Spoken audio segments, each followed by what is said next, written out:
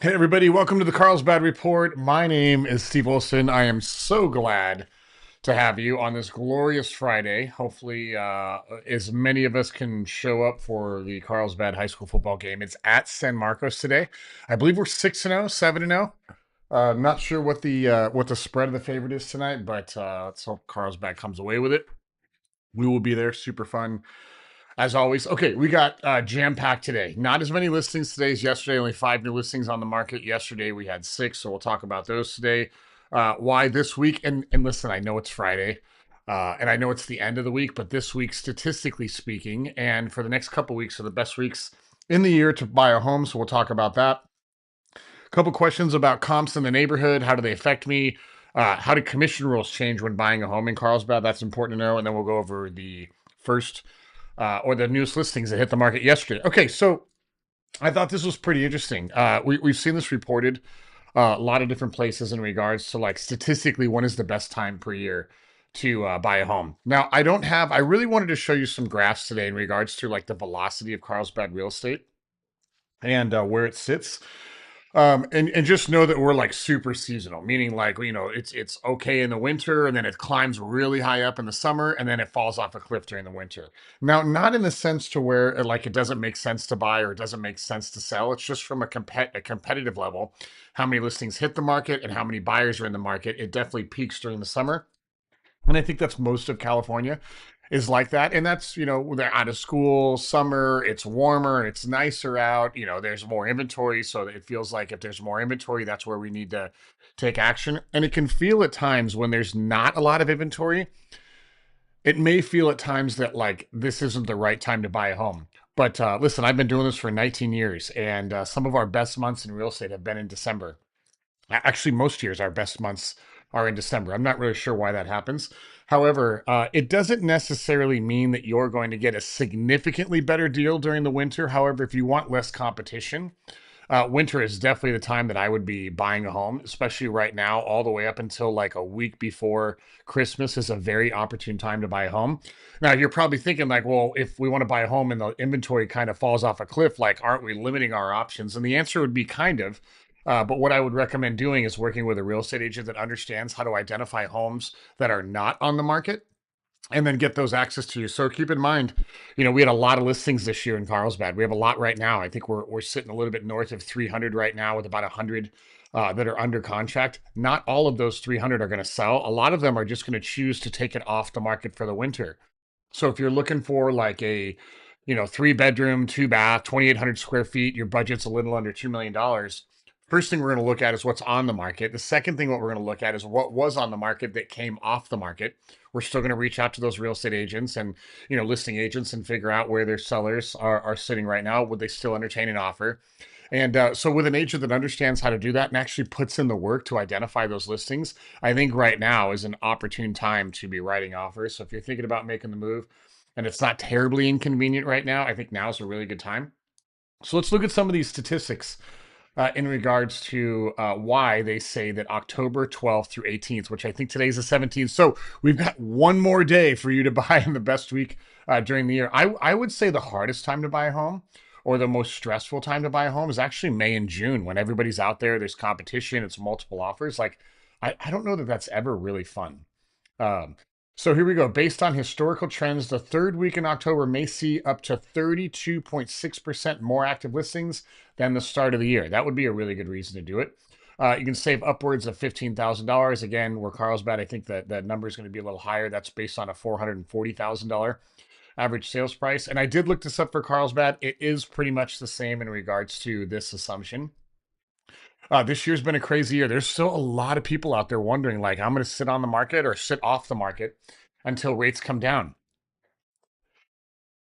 I'd love to tell you rates are going to come down. I don't think they're going to come down. I think this is going to be like, and they shouldn't come down. Nobody makes money in a 3% market, right? This is why we're in this problem because we had a 3% market. It's not because we're away from the 3% market. It's because we had a 3% mortgage market. That's why we're in this problem right now.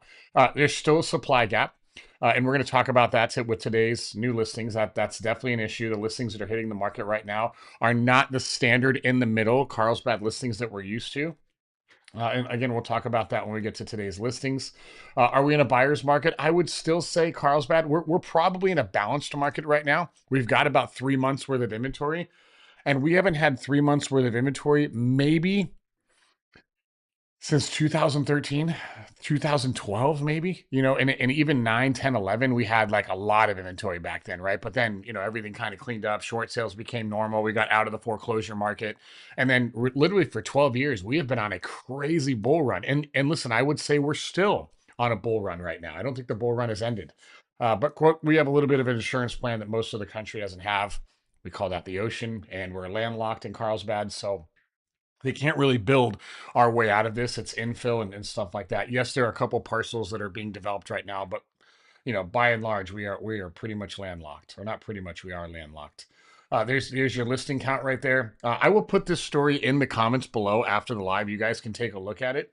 I know that nobody buys home based on statistics. Like if you guys are watching the market every single day and you're like, wait, the rate dropped, and then a little bit more listings. Okay, it's time to pull the trigger. That's not how real estate works.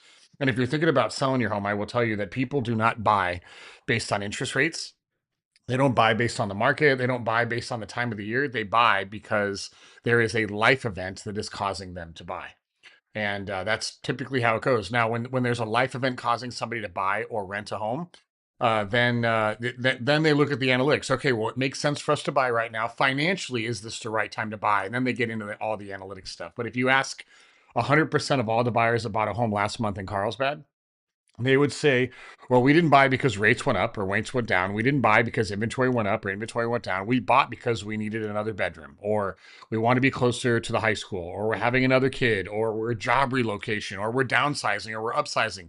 There's always a reason that people have to do what they need to do, and then they justify it with the market, right? So in Carlsbad, because we have real estate seasonality, not so much like seasonality, there's really not a bad time to buy a home if you understand exactly what you're looking for and you work with a real estate agent who understands the market and who can uncover that inventory that maybe is not active right now. And listen, the easiest time to do that, and yes, I'm biased. Yes, I'm in real estate, so take this for what it's worth. The easiest time to do that is right now. Hardest time to do that is in June when everybody else is competing with it. Okay, so I'll put this story below. Again, if you're on the fence about buying a home, this is not something I'd be running for the fences for right now because it's the greatest opportunity in the last 15 years.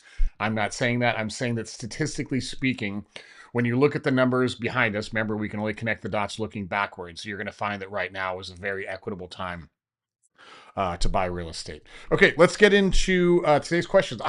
These were two really amazing questions, right? So if you guys want me to answer questions on this live, we used to do this on a different platform. Just go to steveolsongroup.com/ask, put your question there, and I will answer it in order that they come in, assuming they're valid questions, and we can do all of that. I will send you an email on the day we're going to answer that question, and I will send you another email after the episode has aired with that question being answered. I'll also answer it with you one-on-one. But I love doing these because most of you guys have very common questions that everybody else has, right? So make sure and submit those. It's totally anonymous other than your first name, and you need to be in Carlsbad. So other than that, it's fairly anonymous. I would say maybe somebody could guess that. I don't know how they would do that, but super anonymous. Okay, question number one. This comes from Julian in Carlsbad, California, and the question is, how do the comps of my neighborhood affect my sales price? Now, he gave me a whole paragraph answer. This is kind of summed up. And the way that I would answer this, Julian, is that when you list your home for sale, from an appraisal perspective, an appraiser, and it's weird right now because inventory is kind of all over the place, so it's getting better, right? But an appraisal is going to look at statistically the last 3 homes that were listed for sale and sold, and they're going to adjust those based on conditions, square footage, upgrades, realtor commissions, closing concessions. They back all of that stuff up, and then they normalize that number, and that becomes the valuation for your home, and then they adjust that up or down based on where your home is, right? So a home that sells at $1 million at 5.5% total commission versus a home that sells for $1.1 million at 7% total commission, like the commission, it's all equaled out so that there's an equal number, right? So even though you may have a very, very high home sale, but you had a lot of closing cost concessions, and maybe you paid out a lot of commission and there were a lot of other credits at close, that's going to be taken into account on an appraisal.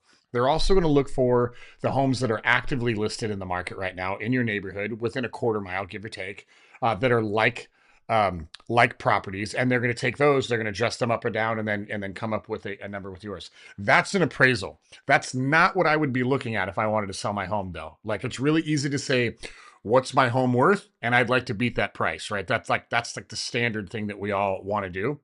But I think that's a mistake, and I'll tell you why. When I'm thinking about selling my home, and I'm going through the process of maybe doing some work to the home, fixing the curb appeal, painting, doing all that stuff, what I want to do is I want to position the home to be the no-brainer best next option for the next person coming in the neighborhood. I'll give that to you again. Everything that I'm going to do, it's not based on an appraisal. It's not based on what it's worth. It's not based on what my neighbor's home sold for. We just had a conversation with somebody yesterday, and he said, "Well, my neighbor's home sold 2.5 years ago for this number, and that was a great number. And 2.5 years ago was a different market than now. Hasn't really come down, but it definitely is a different market in regards to how we price and all that fun stuff." So I wouldn't be looking at pricing your home from a what did the comps say? I would be looking to price your home from a marketing, from a position, from a condition, and from a pricing perspective so that the next buyer that comes in the neighborhood and sees maybe your home and a couple others, if you're in a neighborhood with multiple listings, which isn't a whole lot, even though we do have 300 active and 100 pending right now in Carlsbad. But let's say you're in a neighborhood and there's three other homes for sale, or even if there's only one other home for sale, the way that I would be thinking about this is, what do I have to do from a marketing process, from a condition process, and from a pricing process to when that next buyer comes into my neighborhood, my home is the only perceived choice, right? There's a bunch of ways you can do it. It could be remodeled, could have an amazing curb appeal. Like, I will tell you right now, there's a study, and I don't have it with me right now. And it was done a while ago, maybe in the 2000s or something like that. It's been a little while. And they surveyed, I think this was done by Trulia or one of the big portals, and they surveyed like hundreds, if not thousands, of buyers. And what they found is that the vast majority of those buyers made the decision to buy the home by the time they walked in the front door.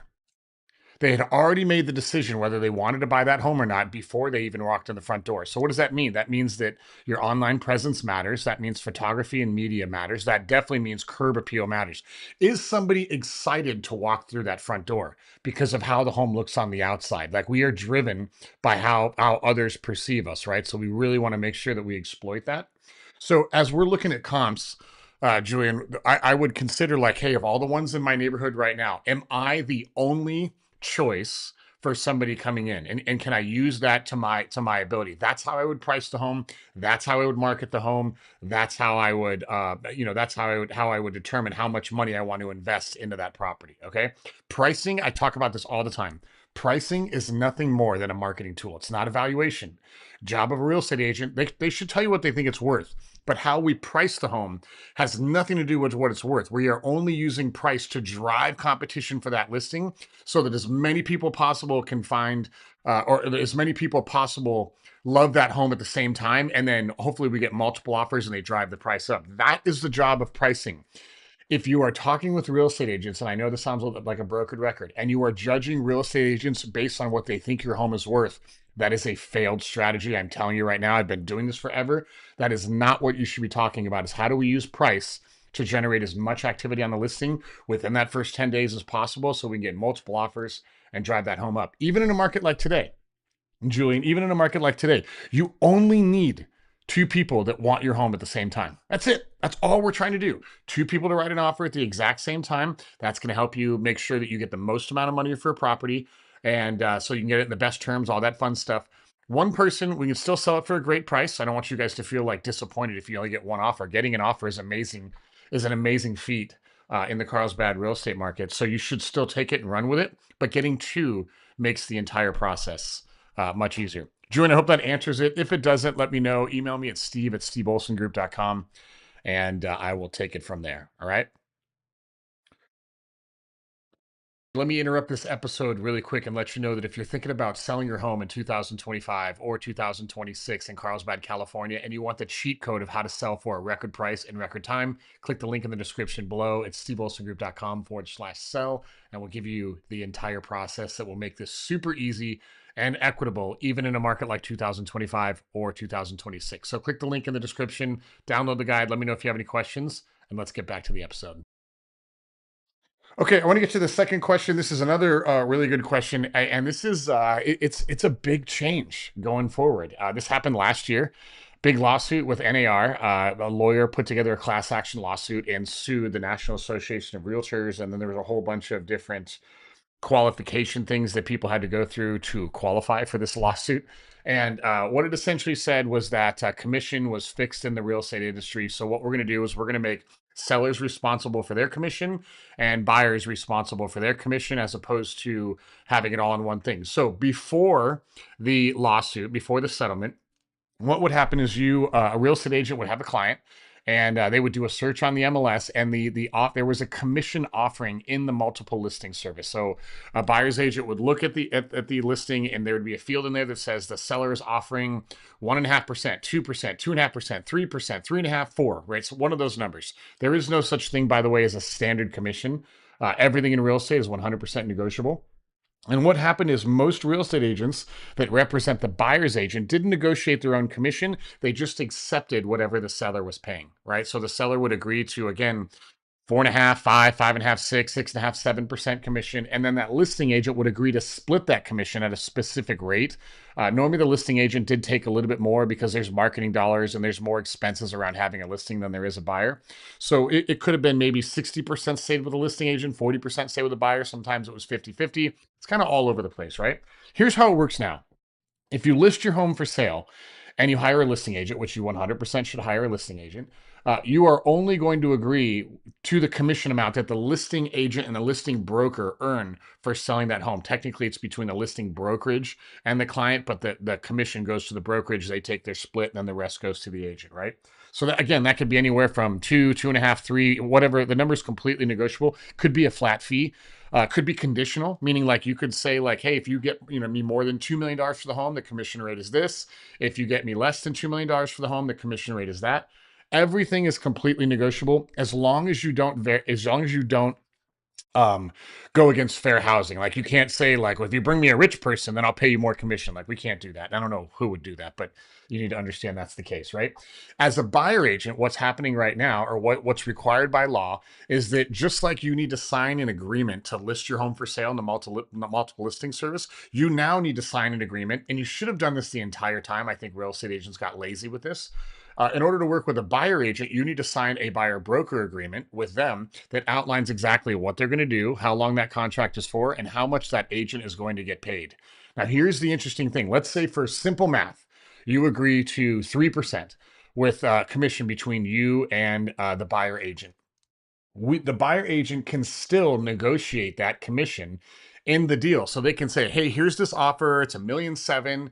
And we also want the seller to pay 3% commission, to be credited as close. So the buyer does not have to pay that. And technically, I know this sounds weird math wise. The buyer's paying it no matter what because it's just a line item on the sale, on the closing statement. Yes, it's coming out of the proceeds of the sale, but the price is kind of reflective over that. So it's they did split it. It is on the buyer thing right now, but it's still a line item on the closing statement. It still comes out of the proceeds of the sale, and that's how it works. So let's fast forward. And let's say that you sign a buyer broker with your agent. It's at 3%. You write an offer, and in the offer, it says, hey, here's an offer at $1.7 million. Here's our closing date, and we want you guys to pay the 3% commission. And the seller comes back and they say, no, we're not going to pay 3%. We're only going to pay 2%. Now there's a 1% difference. The agent has the choice. You can negotiate this with your agent. You either need to pay that additional 1% as a closing cost at close of escrow, which is part of the agreement, right? You're agreeing to pay all the commission, but we're negotiating as much, if not all of that, as we can in the negotiation of the sale. But there are times when pricing, it's just not there. And maybe the seller, can't or doesn't want to cover that commission. The difference can be paid as a closing cost, part of your down payment at closing. Another option would be the agent could choose to just waive that commission. They could say, okay, I'm good with the 2. We don't need to pay the other one. But you can negotiate that with your agent in that moment. What cannot happen is this scenario. You agree with your buyer or with your agent to pay him or her 3% commission. And then the agent finds out that the seller would have paid 4% commission. The agent cannot take that additional 1%. right? If the agreement is at 3%, if it's at 2%, if it's at 2.5%, it doesn't matter. That is the absolute most the real estate agent can make on this deal. This part I really like because it gives transparency on the process to the client. They know exactly what's getting paid more. Now, if the seller was willing to offer 4 and somehow that was uncovered, the seller can take that additional point and credit it towards buyer closing costs. That's totally okay. That doesn't happen that much, but if that's uncovered and the seller's okay with it, you've got that option. But just remember, the agreement that you signed is either it's going to be at that amount or potentially lower, right? You should like just sign the agreement based on the agent you're working with, what they charge. If you believe that they have your best interests in line, and there's good synergy and camaraderie there, for lack of a better term, then that agreement is what the price is. But understand that the seller is responsible for their commission, the buyer is responsible for their commission. In most other parts of the world, believe it or not, there is a listing agent and it is buyer beware. And if the buyer wants to have an agent represent them in the sale, that's typically handled as a direct fee paid at closing. There's no commingling of commission at closing of escrow. United States is one of the only countries that does it that way. And so you could make the argument like, well, did anything really change? And yes, because the responsibility of the commission is on the buyer, but in most cases, it is getting negotiated as part of the sale. I know it's weird. I know it's kind of convoluted. I know it's confusing. If you have any questions, just, I'll put my email in the comments below. Just email me. I'm totally happy to walk you through it. But just know when you work with a buyer's agent, which is still an amazing idea, even if you don't use us, that's totally cool. I would never try to buy a home on your own. There's just too much disclosure and there's too much stuff. And at the end, I think everybody realizes like, okay, I'm glad I did that because I can sleep at night. I don't have to worry about anything that I did wrong or something that I miss. But if you do have questions, comment below or send me an email. I'm totally happy to help you there on it.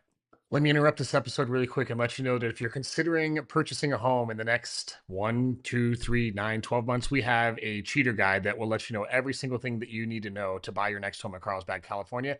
Even if the home is not on the market right now, we have options for you. It's totally free. You can download everything, including a sample purchase contract, so you can be completely prepared to move forward. So go to steveolsongroup.com/buy or click the link in the description below. All right, let's get back to the episode.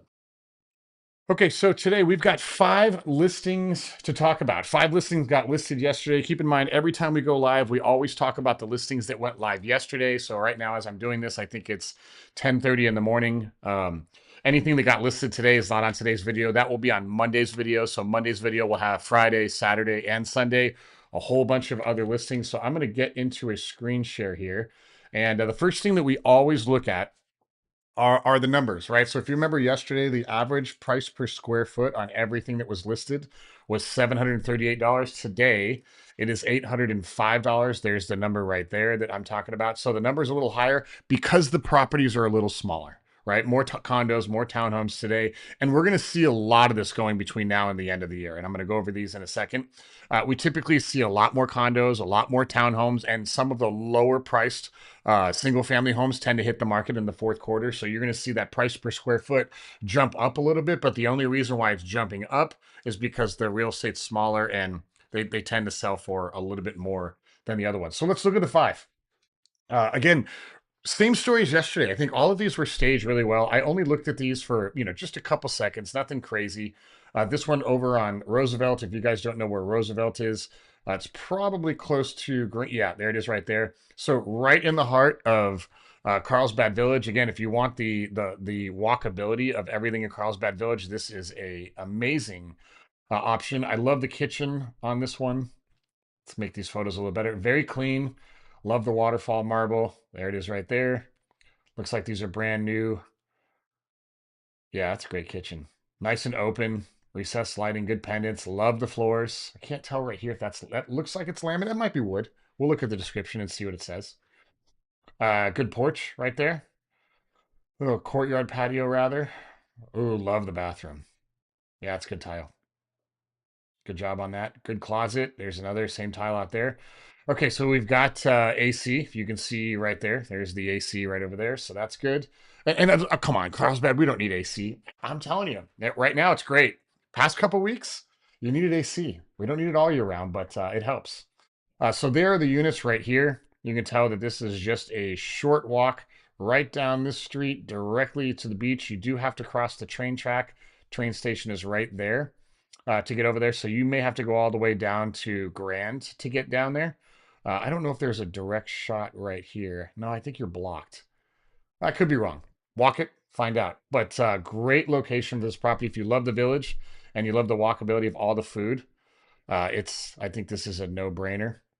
1,695,000, 1552 square feet. Uh, Pretty much higher, a lot higher than the townhomes and condos we looked at yesterday. One less bedroom than most of them, but this looks to be or not looks to be, it is a brand new build. And I think for 1,695,000 in downtown Carlsbad in the village, I think is a good value. So check this out.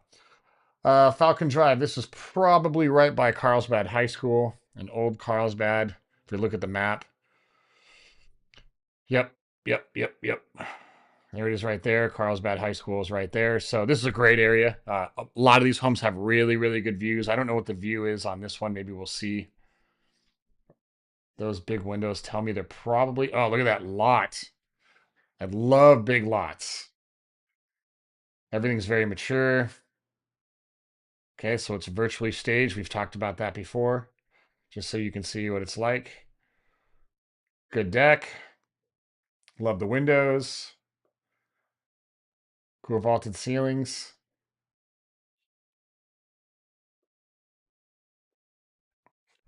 Look at that range, that oven. That's awesome. Very retro. So original condition, which is great. I'm sure there's been some upgrades over the years. But the floor plans of these homes that were built back then, they're amazing floor plans. They're very simple floor plans. There's not a whole lot of like, fritz to it whatsoever. So they're very usable in today. So this one to bring up to modern standards, there's going to be some work that needs to get done. Not the end of the world. But that lot, having that corner lot and that huge lot, that's amazing. So I don't know if the buyer for this at 2.9, that's probably not going to be a tear down, but I do think there is a very, very, very, very good opportunity for cosmetic rehab on the inside to turn this into modern standards. I don't think it's going to be very significant, but the location and the lot, that's preem. That's an amazing lot. That's cool. That's exciting. Yeah, and I do agree. It's an amazing pride of ownership for when that home was built and the upgrades of it. You can definitely tell that they took great care of this. Okay, so this one's remodeled. Again, looks like this might be staged. I wonder if this home was listed previously. It looks like I've been through this one. Maybe before it was remodeled. Love the floors. Love the staging. Very clean. Recessed lighting. If you've never lived in a home with recessed lighting and you have recessed lighting, it completely changes the home. It's an upgrade 100%. Whether you live in the home or whether you're selling it, it's totally worth it. The lighting completely changes the home. I would recommend it. Good cabinets. Very well. Oh, I love that sink. It's a great sink. Cool. Like it. Good fan. Everything's done. Again, wood floors look like they're carried all the way throughout. Washer and dryer, stackable in there. Ooh, that looks like, where's that sauna at? Oh, this must be part of the complex. That's kind of cool. That would be fun. Okay, so this townhome is, yep, back in the Costa. So definitely in the,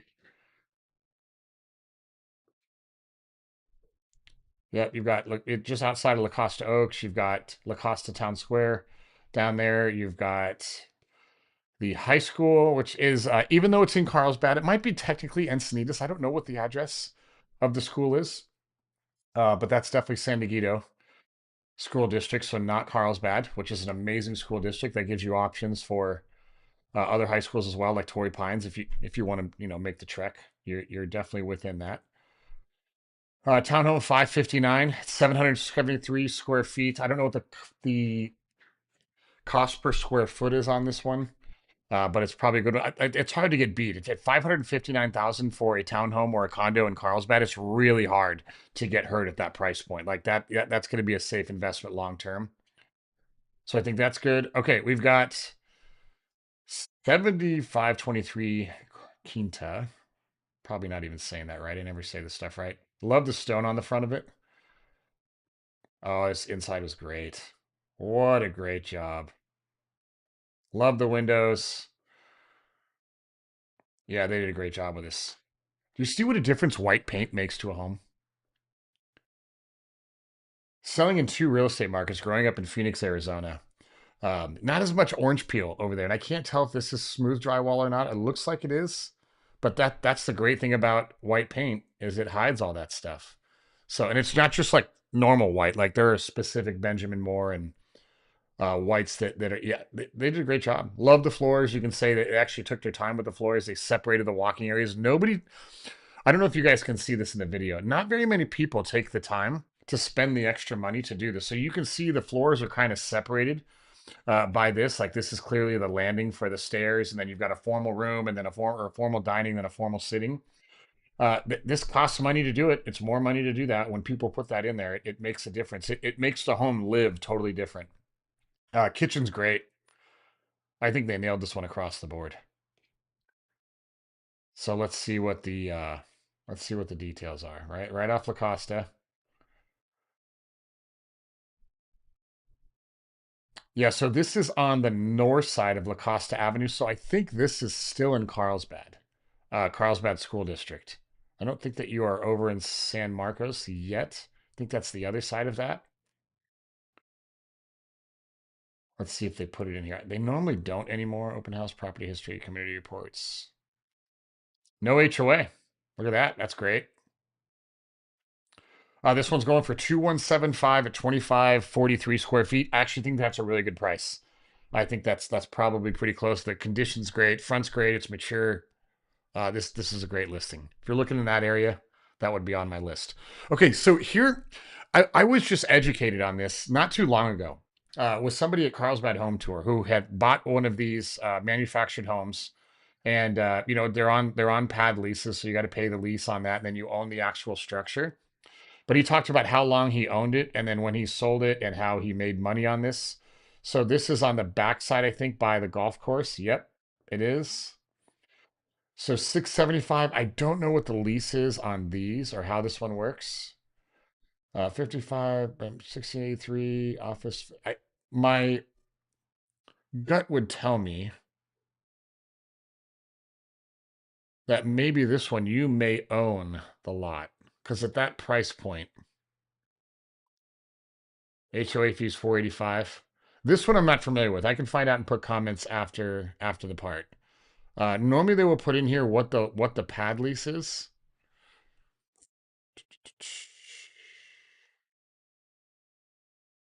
Yeah, we have to look that up.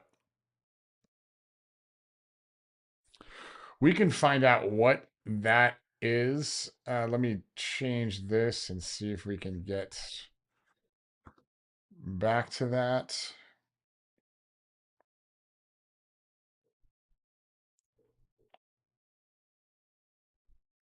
Yeah, if you guys have never looked at any of these in the, especially along the coast, there's some. I mean, for the pricing that you can get to live that close to the water, and for a very lock and leave type of, this is 55 plus, so not everybody can go in there. This is an amazing. I think it's an amazing value. It's at least something that I would consider. I would look into and then see if it's a fit for what you're looking for. It is 55 plus. It's 1,637 square feet. Looks like it's very easy to manage. Floor plan looks very simple.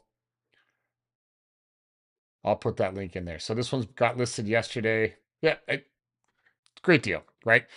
Not really our sweet spot in regards to real estate. I think they're a lot more popular than they've been in the past, and I think a lot more. I think a lot more people are considering these as options because of the amount of money you're able to save, and then stack away in a fund that builds other value as you're doing that. So manufactured housing, especially, there's a couple of them in Carlsbad. There's two along the coast highway between Palomar and Poinsettia. There's two really popular ones over there. There's one on the south side of Poinsettia that's not on the water. It's behind Hanover, really popular back there. Those would be options that I would consider. Okay, so that's today's episode. 5 new listings. Hopefully, we helped clear up the commission part. We cleared up, like, pricing is such an art. Like when I talk about comps early, it's such an art. It's not about like what's my home worth and let's see what happens. It is a process and how you position the listing when you list that for sale. It's definitely an art. It's definitely a science. And if you do it right, you can break a record in record time, almost any time during the year. So I hope today's thing was valuable. If you have any questions, I'll put all the links to everything in below. If you want to ask a question, just go to steveolsongroup.com/ask.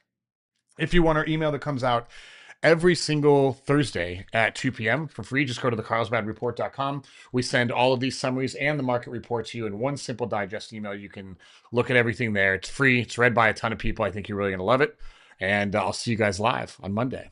Hey, thanks so much for watching this episode of the Carlsbad Report. If you have not already, there is a link in the description below to go to a page that looks just like this. We send one email out every single Thursday at 2 o'clock Pacific Standard Time, and it is everything that you need to know to stay in front of the Carlsbad real estate market. It's totally free. It's one email a month. There's no obligation.